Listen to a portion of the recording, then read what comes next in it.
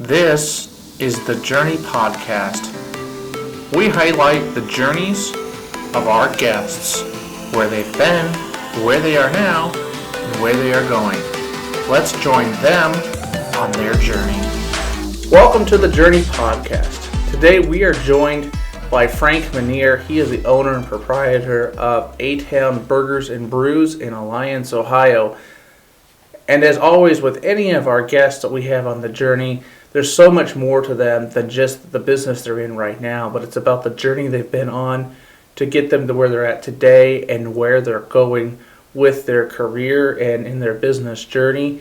I'm so happy to have Frank with us this morning. Thanks for being a part of this today, Frank. Thanks for inviting me. Yes. So tell us a little bit about the business you're in right now and what it is. It's a gourmet burger joint. We do half-pound custom blend burgers with fresh ingredients, unique toppings. We also sell just chicken sandwiches. We marinate for 48 hours before we put it on our line. And we have the largest selection of craft beers in Alliance. And you're really the first restaurant owner we've had on the journey, which I think is probably one of the toughest jobs to have out there, because if you don't love your job, restaurant's not the one to get into. But yes, restaurants are high energy, very low profitability, but always seeing a smiling guest face really takes care of that. Yeah, it's really a personal thing when you're messing with people's food. Yeah. It's a very personal idea for that. And one of the interesting things about your journey, and I'd like to dive a little bit into just the early parts of your journey up until restaurant ownership. Just speaking to that, Frank's one of the first business contacts I ever made in business, long before I started this business that I'm in. And just that he was a person and was active in the community, just looking to make connections with whoever really came through the door to talk with him. So how did you get into this restaurant business that you're in? Growing up, I was probably 10 when I asked Mom what I should be when I grow up. And she said, well, I can't afford to send you to college to be a lawyer or a doctor, so you need to find a recession-proof job. At 10. I'm like, okay. So a couple days later, I come home from school, turn on the TV, and Julia Child was on TV. And she inspired me to be a cook. Thank you, Julia Child. She could really chop an onion. It was funny. But just learning how to cook and started cooking at home. And my dad's favorite recipe was Salisbury steak. And chicken cordon bleu, and those are the two staples that he always had me make all the time when I was at home. But just went to high school, went to Maplewood JVS, which is now Maplewood Joint Vocational School, or Career Center, I'm sorry, and took restaurant management, and that's where I met Sam Sweet. Bless his soul, he's no longer here with us, but he really instilled a lot of the framework for where I'm at today. So we ran a restaurant junior senior year. We ran the Maple Leaf restaurant right there in the technical school. Learned all the aspects about the kitchen, the dining room, bookkeeping and ordering and recipe builds and that kind of stuff. So that really set me on the goal, or on the path to get into the restaurant business. Junior year in high school, I was working for Cipriano's restaurant in Ravenna on 14, which is now called the Windmill Golf Course. But John and Cleo Cipriano were very good people. I was 18, making $5.25 an hour, and minimum wage back then was $4 something. So you were doing well. I was doing well. I thought I was the king of the world. Their son was a chef, acclaimed chef, and he taught me a lot of stuff in that area. Just the connections along the way. Pat Boone would come in every Friday and Saturday and sing at their restaurant, him and his three-piece band. and that was my first celebrity meet ever in my life, and then just went on from there. I'd say the first 4 years of my career, I was just either a cook or an hourly employee in the restaurant business. And I think in 92, 93, no, would have been 95, my first management position was at Friendly's Ice Cream here in town, which is no longer ice cream place. Was the shift supervisor there, and a good friend came in and stole me from there and shipped me to Pennsylvania to work for Kentucky Fried Chicken. And a year later, he sold the company sold, and I asked to come back to Ohio, and just worked at KFC as management, Wendy's as management, Bob Evans as management, Burger King as management. So had a lot of different restaurants in my career. And then in 2012, I opened my first restaurant, and which was a godsend.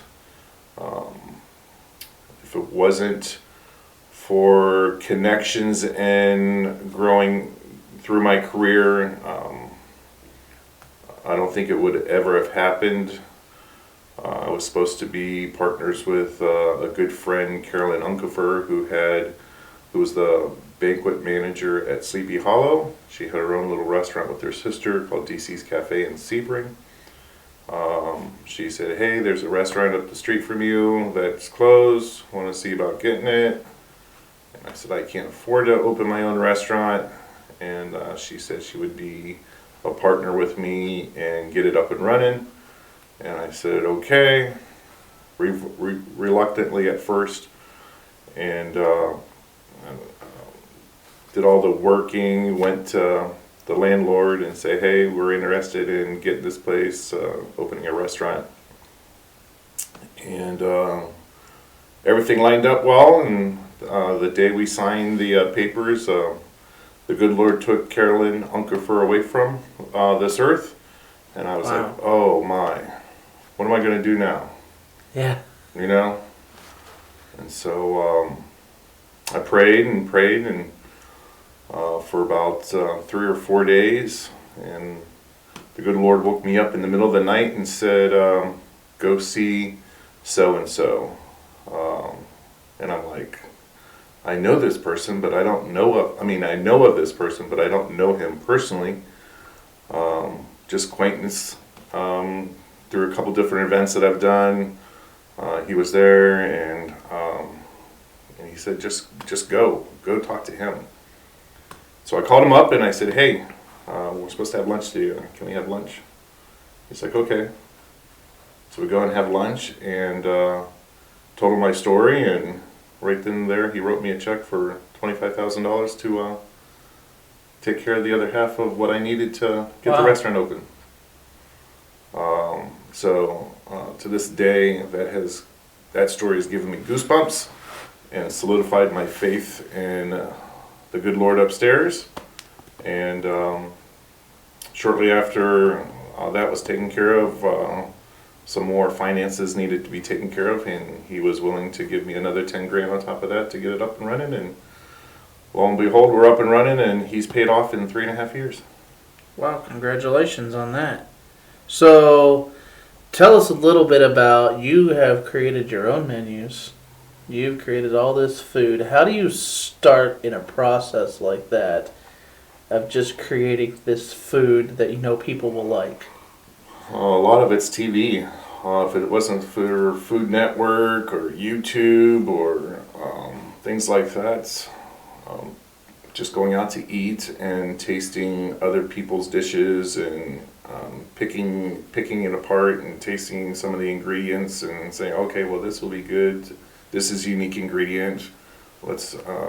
file that away. And it was just, a lot of it's experiment too, tasting it. If you like to cook, and I do, and you put ingredients together and taste them, and get inspirations when you're on vacation and see what different part of the countries or states put together. You just file it away. At least I do. Yeah. At least in my head and not in my gut. So Try to avoid that too. Maybe that's the next question. How does one stay fit as a restaurant owner? it is tough, but believe it or not, sometimes you're just too busy to eat. So Wow. Eating late at night is not always the best because that's when your body's resting, and so try not to eat a lot of the carbs and heavy stuff at nighttime before going to bed. And then I eat all my heavy carbs and that kind of stuff during the day. That way, when I'm working, I work it off. So tell us one thing about restaurant ownership that you really didn't expect to happen. Oh, good question.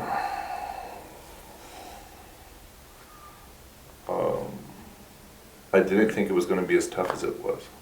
Oh. Yeah. Hmm. It's very hard to make any money in the restaurant business because your costs are so fluctuating. You know, especially now during this pandemic and the recession that's going through.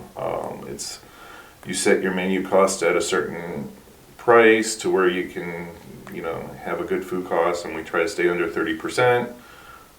Your food and prime needs to stay below 50% in order for you to make any money.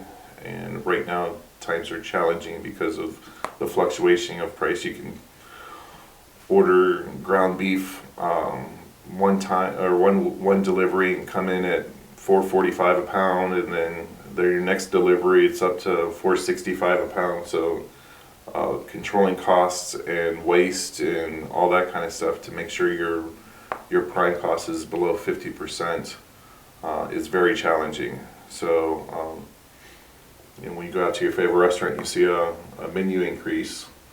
It's not that because they're trying to make money. It's just trying to be able to stay open and operate, because it's definitely a tough business to get into. Touched on COVID a little bit, and I think it's interesting that you being a restaurant owner, tell us a little bit about how COVID changed your business, and did it change some things that you do forever?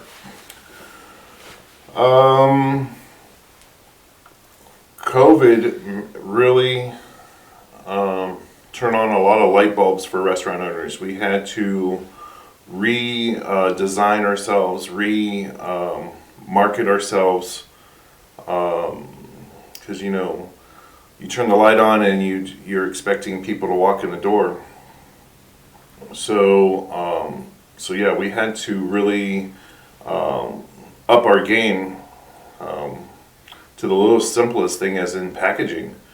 When you're doing 4 times the amount of carryout that you were before COVID, you think about the quality of food that's going out of the kitchen and out into someone's car to take home and put on their table.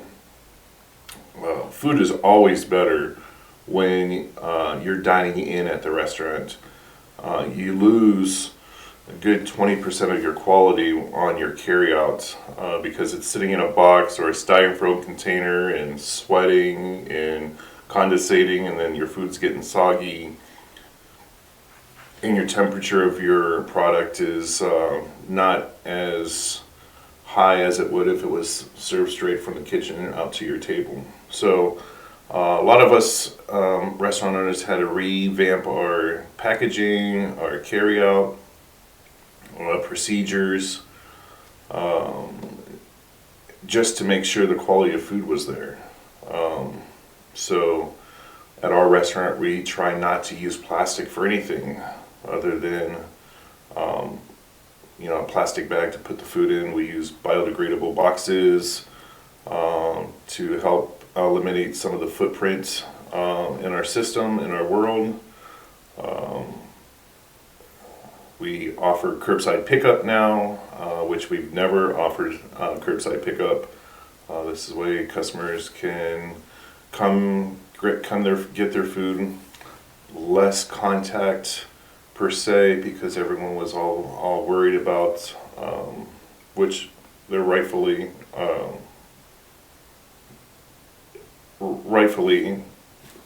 aware of what's going on, just being extra cautious.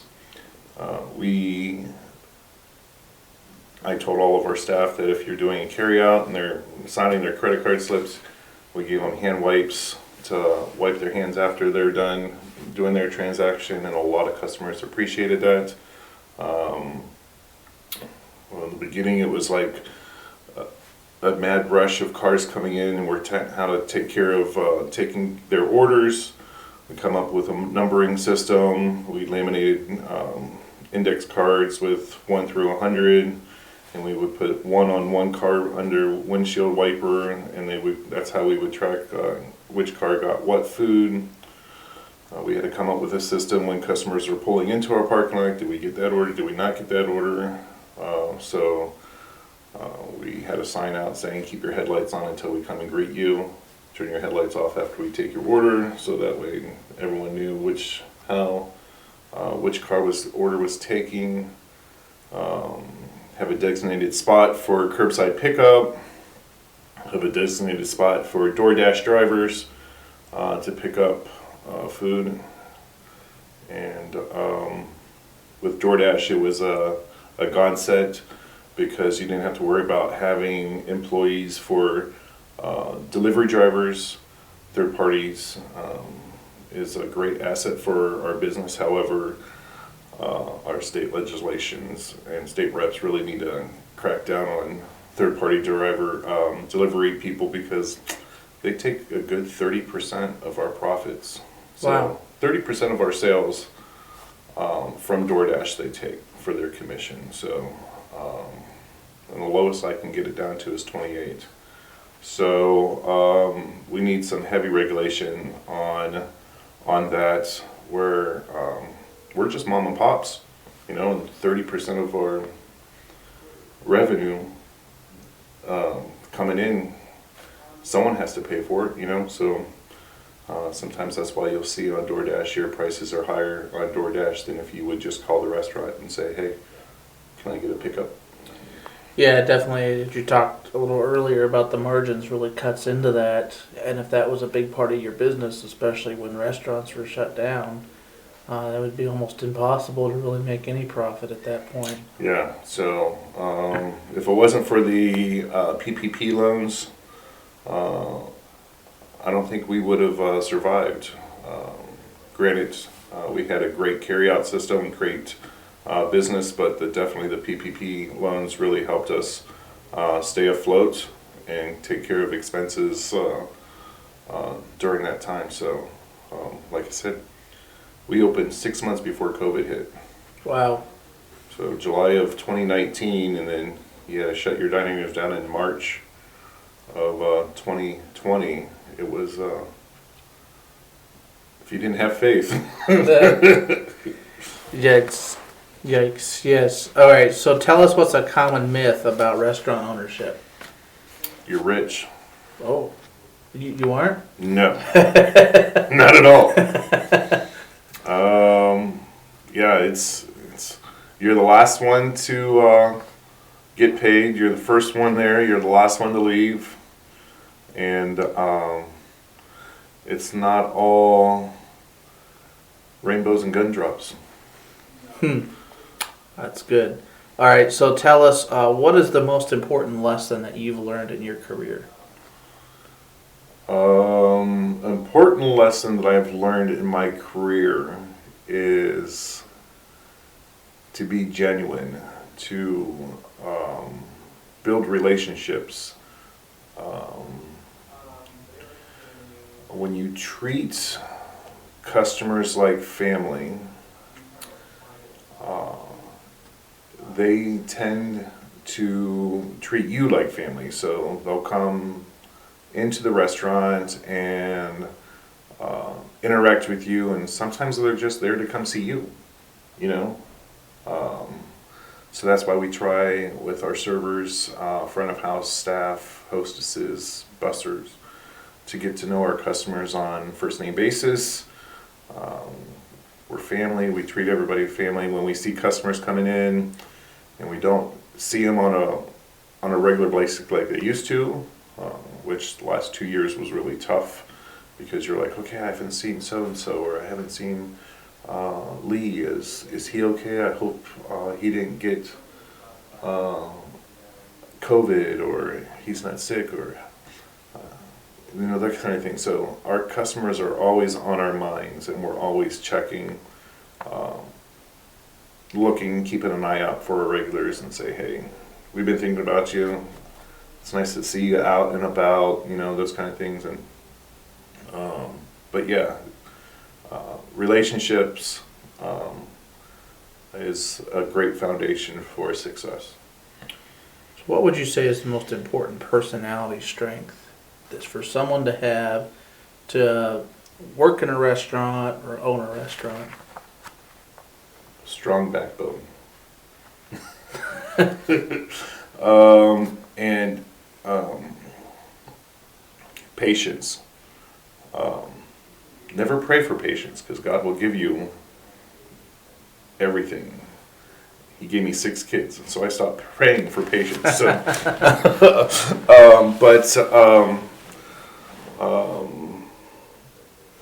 keeping an open mind, because sometimes your way is not always the right way, and just because you're the boss, other people have ideas, and you should always consider their ideas, or try their ideas to let them know, hey, it did work or it didn't work, or part of this idea and part of your idea, put them together, it meshes well, and it helps. So.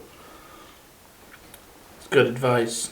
So what would you tell someone who maybe they're planning to start a restaurant, they're starting out in this line of work, what advice would you give them? Just know that it is tough. Just because you build it, they don't always come. You have to heavily market it, and you don't have to spend a lot of marketing, but pick your community, stick some roots in it, be active in your community, support nonprofits, profits, organizations, build relationships, networking. There's a lot of little stuff that needs to be done before opening a restaurant. You got to get your name out there. You got to, and really look at your menu, look at your clientele in that area that you're looking at.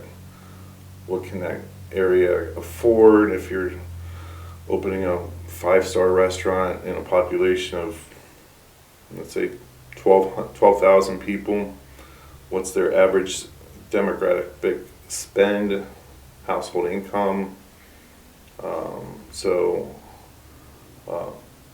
However, they will spend if you have high quality ingredients. So don't cheap out on your menu. Don't cheap out on your ingredients. Sometimes you always think, oh, if I get this in cheaper, I'll make better money, but it's not. It's not the cheapness of the product. It's the quality of the product that keeps having come back. So true. So true.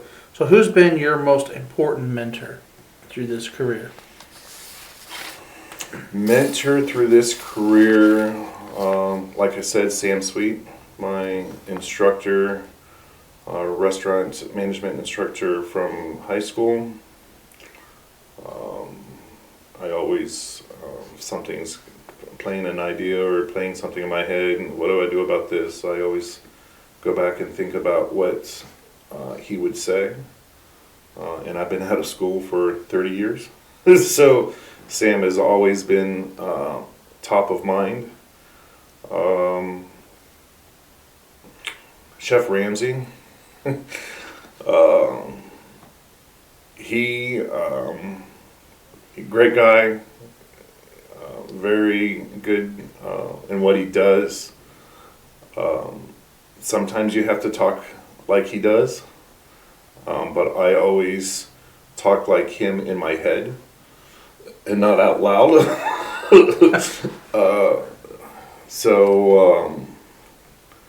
And then Julia, she's just, creating recipes and saying, what would Julia try with this, or how would Julia pair this with this, and always open mind and try new things. Whenever I go on vacation, I always try something that I would never have eaten at home. I mean, because unlike my son, every time he goes out to eat, when we're on vacation, first thing he orders on his first night of meals is meatloaf. He's got a fascination with meatloaf, so he likes meatloaf. He likes to try different meatloafs, and I'm like, you can have meatloaf at home, but I can't have a South Carolina meatloaf. So maybe there'll be a future signature meatloaf restaurant. Who knows? You never know.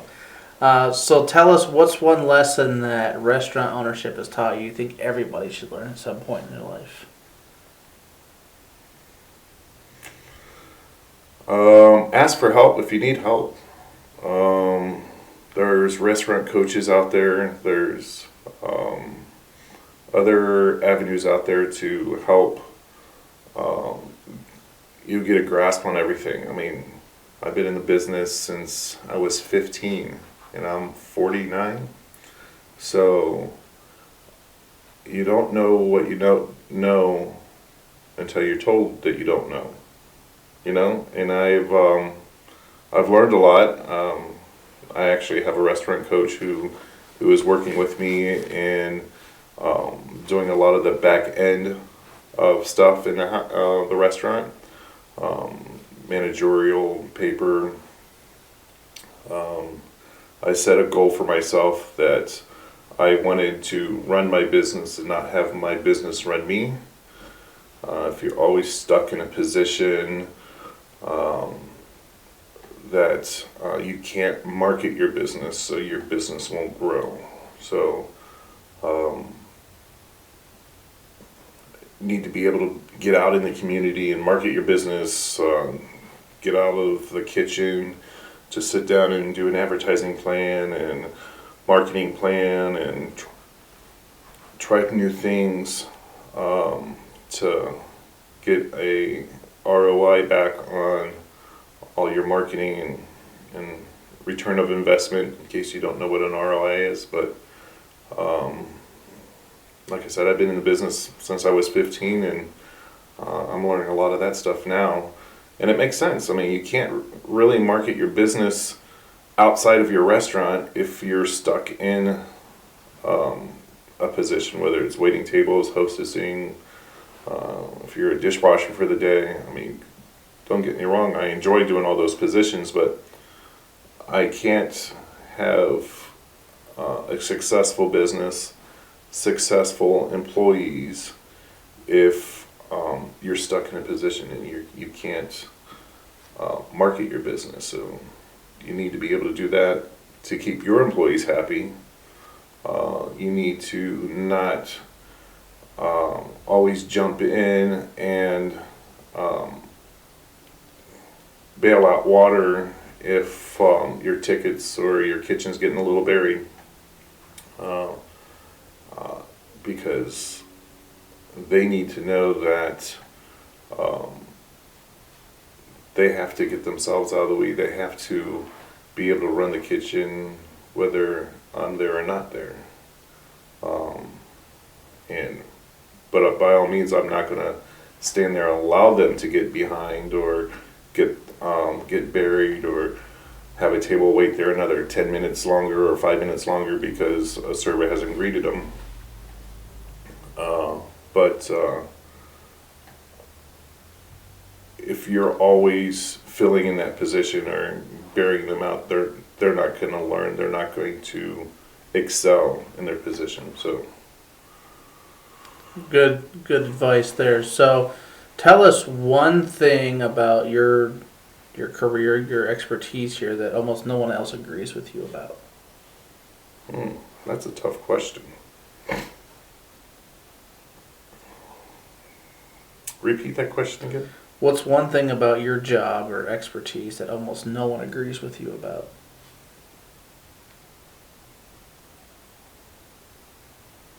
That's a tough one because I'm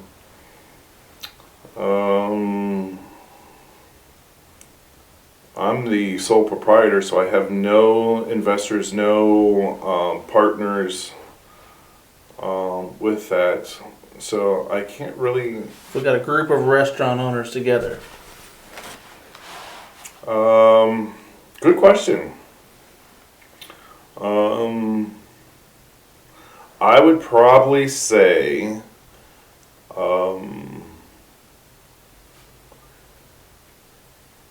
if you pay your employees more, you're going to have less labor. And let me explain that. This year, well, since the pay scale has really been brought forward to everyone, and why we're struggling in a workforce to hire employees, coming back from all the stimulus money and free government money. If you bring your employees in at a higher wage, then they will work twice as hard, because then the average person coming in at minimum wage or $1 above minimum wage,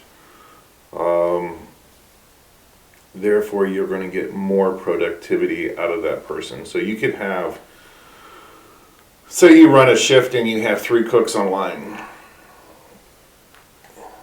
You take those 3 cooks, their wages, what minimum wage right now is $9.60, so let's just say we do $11, so that's $33 for those 3 employees an hour. You want 2 employees to be able to do the job, but you have 3 because you're just staffing 3 to make sure it gets done. So you take that 33 divided by 2, you're at $15, $16, $17. So now you have 2 employees at the wage of 3 employees, and 2 employees are going to get more done than those 3 employees at the same wage. It's more productivity. You're less people online, and they know they have to step up the game. So I've noticed that in the last year. So granted, during COVID, we went from 22 employees down to 9. Wow. From just getting bombarded. I don't want to say bombarded, that's not the right word. Just, guests coming in and trying us, and, we're just like boom, boom, boom, boom, boom. Hardly any downtime in between meal periods, to where you get this huge rush coming in for lunch. Then you have a 3-hour lull time, and then you've got this another rush that comes in for dinner. It's good for about 4 hours, and then you got an hour of dull time at the end.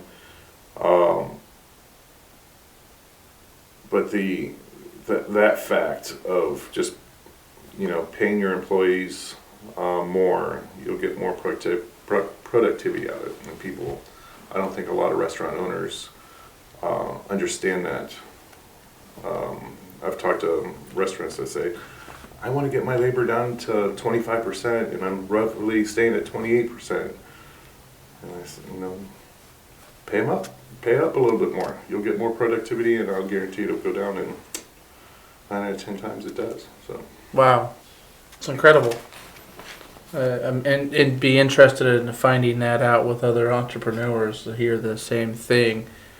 All right, so you have a lot that you do during the day. You don't just wear one hat, I'm sure, as an owner. How do you get it all done? Like, how do you stay productive? Google Docs. Google Calendar. It's, you just have to, I do a planner, I do Google Docs. I always have,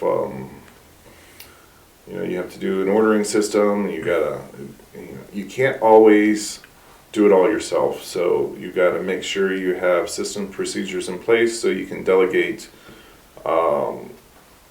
certain things that can be done later. I mean, anything that has to be done within the hour, I typically take care of that. If it's something that needs to be done within a week, I usually delegate that to somebody else. But I think we're at the phase now. I thought we were dead last week in sales. Like, we weren't busy at all, and I'm in the office, getting things set up, inventory set up, getting our new menu ready for spring and summer.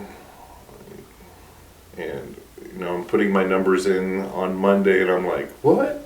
Didn't even feel like we were this busy, and, I got a staff now that is able to man the ship. So I can do the stuff that I need to do, marketing the restaurant and whatnot. And when I saw our numbers, we were up 28% as of the 15th for the month of March. 28% is huge for a restaurant. Any double-digit increase over the previous year for the same month is good. So people are getting back out in the restaurant. People are coming out and eating inside the restaurant. So that's helping a lot to contribute to our success. That's incredible, 28%.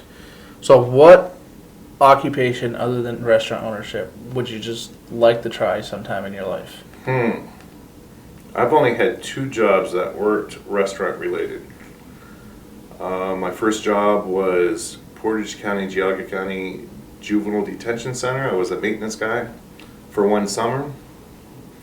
Didn't like it. I was done. And then how I met you was I was an advertising account executive for the local newspaper Alliance Review, and did advertising. So that's how we met. Right. And that job I've never done in my entire life. I took a $140,000, $175,000 territory and turned it into almost $500,000 in 2 years. Wow. And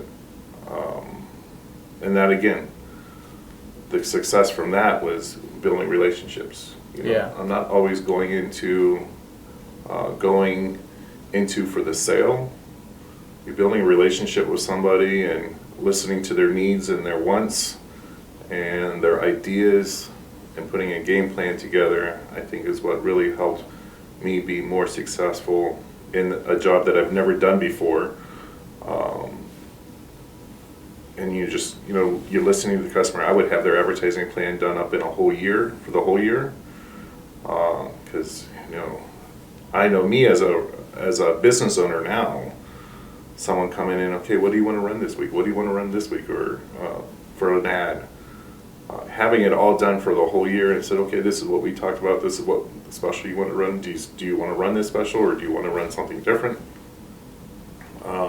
But I think moving forward, if I were to retire today and have a different job,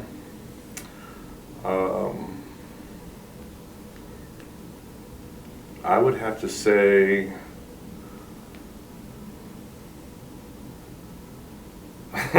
probably a server. Probably a server. You'd still be in the restaurant. Still be in the restaurant business, but only having to focus on one aspect instead of the whole umbrella. But yeah, I love people. I love being around people. I love the interaction.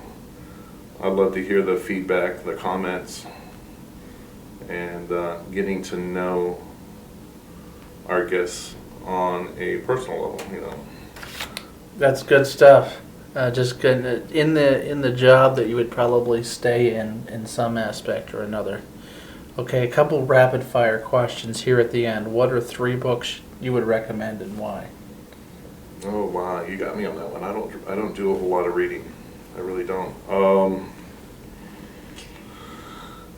First of all, the Bible.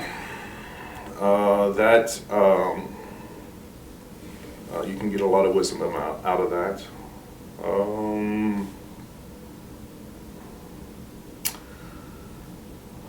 You're gonna laugh at this one.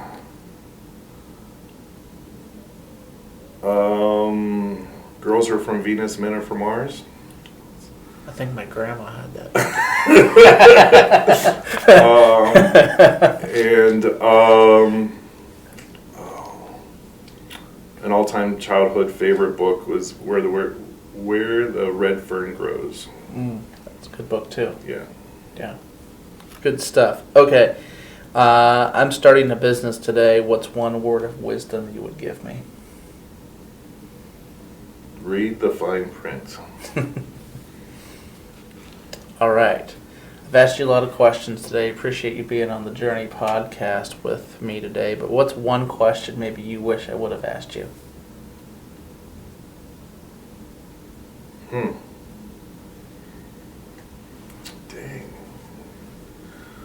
You're a tough questioner. Let's see. I don't know. I really don't know about that one.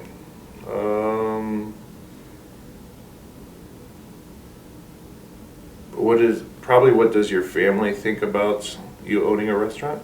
So what do they think about it? It's nice.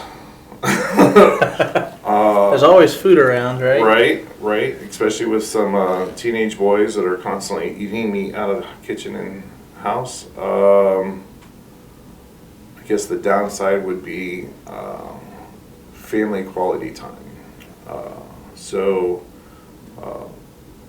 You think you're instilling good work ethic and strong work ethics and that kind of thing, but you look at it and you're like, okay, I missed out on that ball game, or I missed out on that play. Always make sure you have to make time for family, because they're going to get older and you want them to come back, just to come back to say, hey dad, or hey mom. So that's why my goal this year is to run my business and not have my business run me. That way I got a few more years left on my boys before they're out and about, but really to be able to start spending some quality time with them, because all I knew growing up was dad's work. Mm-hmm. Yeah. Well, Frank with A-Town Burgers and Brews, tell us how we can find you online, or where we can find you and come get some good food to eat. Right on State Street in Alliance, Ohio, across the street from Wally Armour. We're in between Wally Armour, and on the other side of the street is Big Lots. We're right there in the middle. You can visit us online at atownburgersandbrews.com. It's ATOWN Burgers, BURGERSANDBREWS.com. Open 7 days a week now. Like us on Facebook. All right. Thanks for being on the journey today, Frank. We always appreciate our guests being on the journey. Like and subscribe to continue to see all of our great guests that we have here on the journey. We thank you for joining us. Thanks for being a part of it, Frank. Thanks for having us.